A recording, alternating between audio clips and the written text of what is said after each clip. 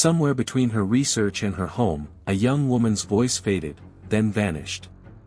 It wasn't just a disappearance, it was the spark of a movement. Before we begin, make sure to subscribe to Noir Crime 88.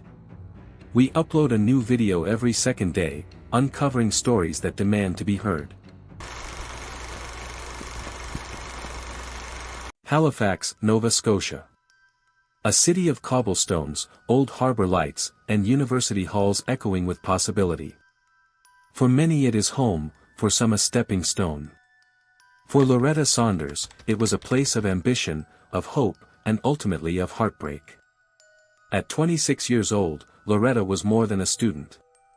She was Inuk, rooted in her northern community, bold enough to move away, intentional enough to study what she cared about.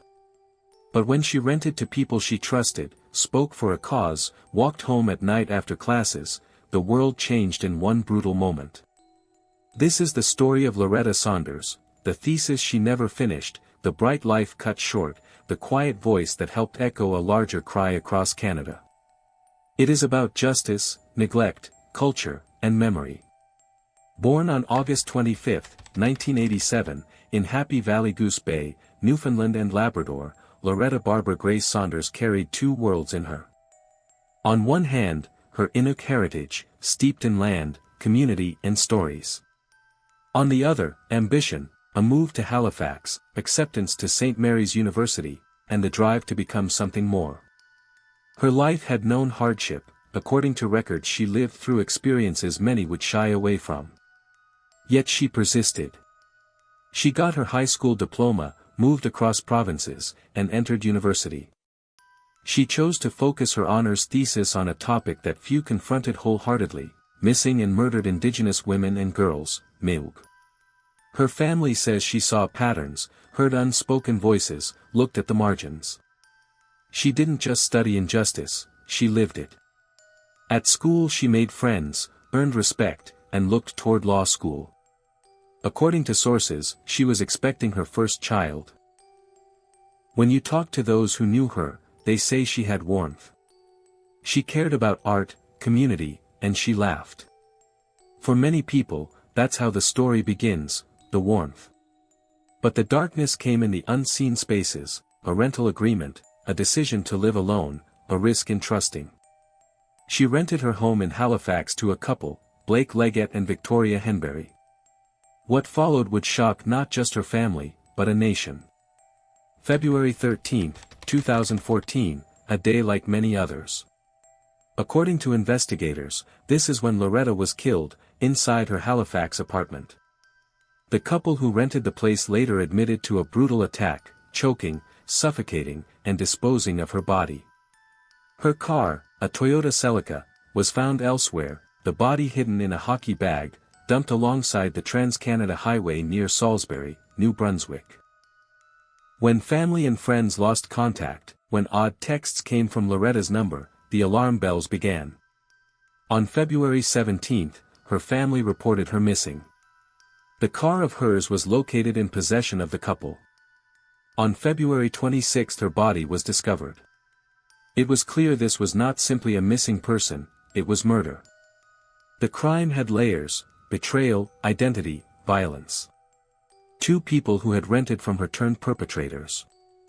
According to court documents, Leggett testified he attacked Loretta, put plastic bags over her head, and delivered head blows. Then he and Henberry loaded her into the trunk of her own car and drove away. But why? Investigators found evidence the motive tied to money, rent owed, financial stress, and debt. The depravity of the moment was made worse by the casualness of the couple's actions, the theft of car, the lies to family, the hidden body. The headline became grim: a young Inuk woman, bright future, gone. As news spread, so did shock. The nature of the crime pierced beyond Halifax, it raised national questions about Indigenous safety, police response, systemic neglect. This woman, studying the problem of missing and murdered Indigenous women, would herself become one in a long list. The horror was bitter. Once law enforcement moved into full gear, the timeline was grim. Within days the vehicle was traced, the couple indicted. The fact that Loretta had been expecting a child, the shock from her family, added urgency. The killing became not only about her life, but about what her life represented. Leggett pleaded guilty to first-degree murder. Henbury pleaded guilty to second-degree murder. Henbury was sentenced to life in prison with no possibility of parole for 10 years, Leggett to life with no parole for 25 years. Meanwhile, the investigation revealed that police response to Indigenous women's disappearances was patchy.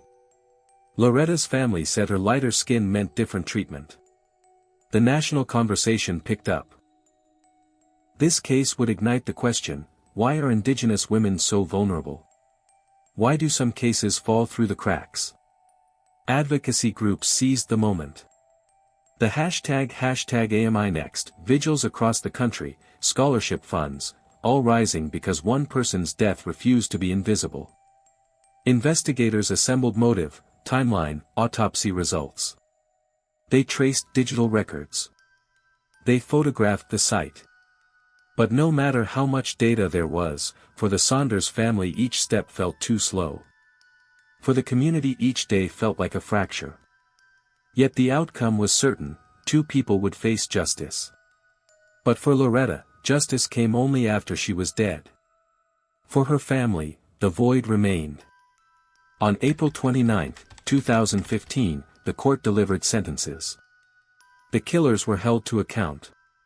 Henbury's life sentence, no parole for 10 years, stood, and Leggett's, no parole for 25 years, stood.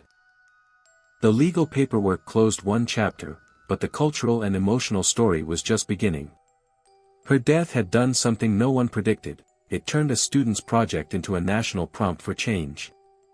The story entered the larger narrative of missing and murdered Indigenous women and girls. The Canadian government launched a national inquiry in 2017. Her family, reeling and bereft, embraced activism. Her sister, D.M. Saunders, formerly named Delilah Saunders, became a public voice. The scholarship fund in Loretta's name was established. Vigils were lit. Memorials built. Her name was no longer silent. The outcomes ripple still, her story is taught in universities, cited in legal discussions, referenced in documentaries. And every time someone asks why Indigenous women vanish, her name appears. For Loretta's family, grief was immediate, but purpose followed. They wanted her story to matter. They fought for recognition, for systems to change. They demanded that when other girls said, "I'm missing," someone would act.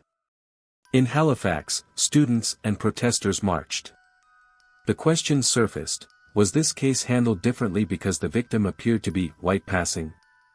Was there bias at work? In classrooms, the rhetorical question hung heavy. If a young, promising, educated woman could be murdered like this, and her killers tried to erase her, what about those less visible? Scholarships and fundraisers sprouted. The corridors at St. Mary's University hosted lectures about Indigenous safety.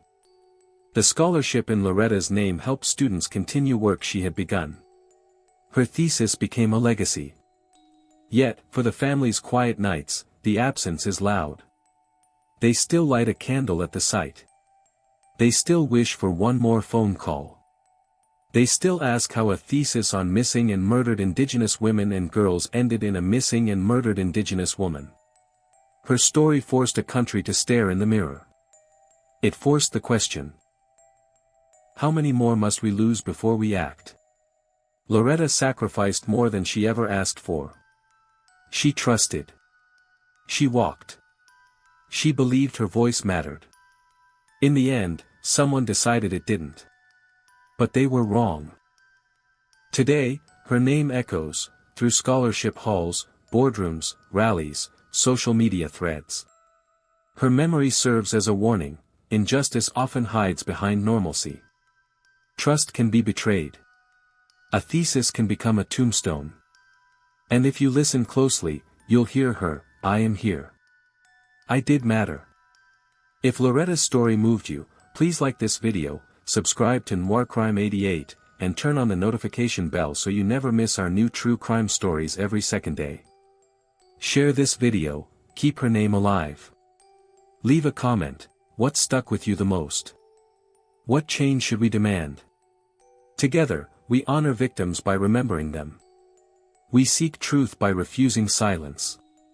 We'll see you in the next episode. Stay safe.